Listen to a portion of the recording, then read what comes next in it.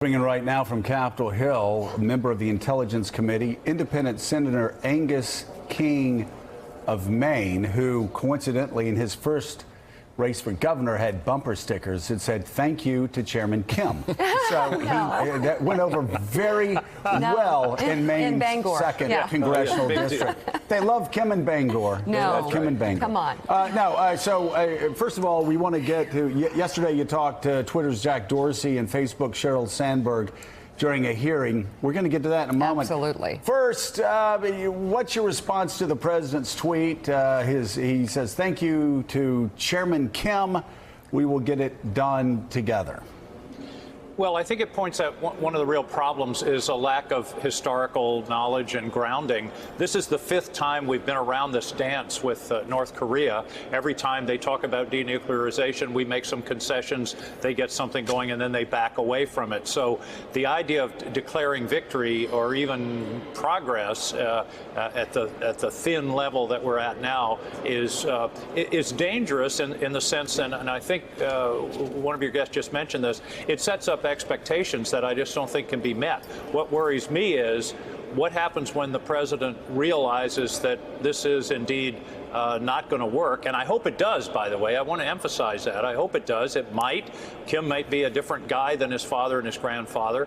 But if it doesn't, then where are we? And do we get a lurch from maybe too much optimism to some kind of military strike, which would be, incredibly dangerous if you talk to anybody in the Pentagon. So that's what's worrisome about this is this high expectation, the kind of exuberance, and then inevitably, at least based on history, there's going to be a letdown. Right. Yep. And if you were watching the show earlier, former CIA Director Brennan was talking about not just the president tweeting something like this, but a massive deflection in light of this op-ed that came out in the New York Times. Heidi Przybyla, I just want to ask you a question, then you can take it to the senator. Is there any reaction on Capitol Hill to the op-ed in the New York Times?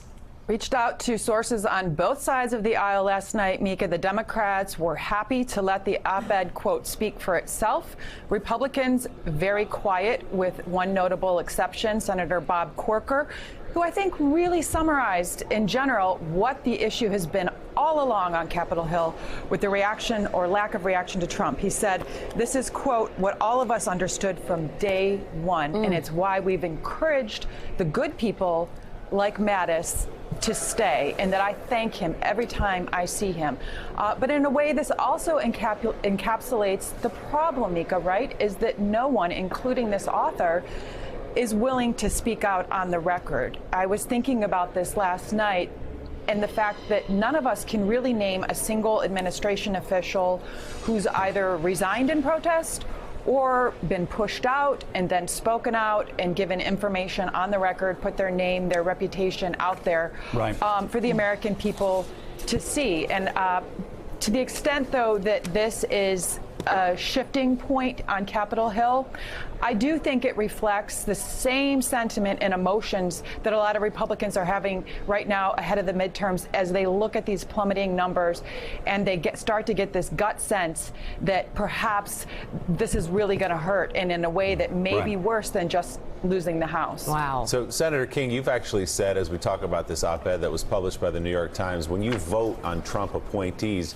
you've considered the adult in the room factor. That is to say, you want somebody who will push back against President Trump's impulses. So what's your reaction to what you read in the New York Times yesterday? Well, I've taken some flack for voting for some of those nominees, particularly on the foreign policy side, but that was the driving piece of my decision. I wanted to be sure that there were people there who could provide some rational arguments, some resistance, some, as they say, resistance to what otherwise might be impulsive acts. I think, and I disagree a little bit with your reporter. If this person came forward and said who they were, they'd be fired immediately, and we will have lost a restraint, a rail, if you will, a guardrail. I think some of these people in this administration, particularly at the upper levels, are they're making a very difficult career decision. They're saying, I'm going to be tainted by this. I don't like being involved with what's going on. On the other hand, if I leave, what's going to be the guardrail, and where do we go from here? And I think this whoever this person is, and I don't know who it is, but they've made a very difficult choice, at least thus far, to try to be protective of the national interest. Senator, on another topic, yesterday Jack Dorsey and Sheryl Sandberg appeared before the Senate. Twitter, Facebook, talk about difficult choices. Twitter is doing something to the culture that has been unheard of, obviously. I mean, you know, people on their phones looking at it. What's going to happen? Is it going to be regulated? Where are you going on this?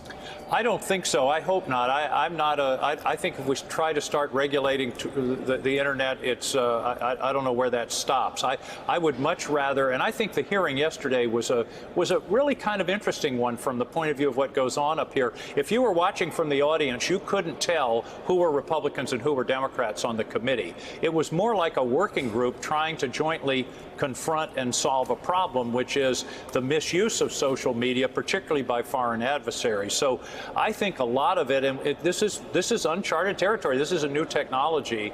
We have to try to figure out how to prevent it being misused, particularly, as I say, by adversaries from around the world. At the same time, we don't want to create constraints on the vigorous debate about issues. And by the way, before I forget, I just want to tell John Meacham I'm just finishing Soul of America. I think it's one of the most important books been published in this country in the last few years. John, thank you. It's a real contribution to what's going on now and putting it in historical perspective. I couldn't resist having this opportunity. Oh, Senator, Meacham did not need that. Yeah. I mean, his head is big enough. We rebut that. Yeah, come on. His official photographer actually snapped a picture. Just of now. what you were saying. Senator, I'll be voting absentee in Maine as often as possible for you. So There you go. I've got one anyway. All right, Senator Angus King, thank you very much for being on the show this morning. And coming up, former Secretary of State John Kerry is standing by. He joins the table next on Morning Joe. Thanks for checking out MSNBC on YouTube, and make sure you subscribe to stay up to date on the day's biggest stories. And you can click on any of the videos around us to watch more from Morning Joe and MSNBC. Thanks so much for watching.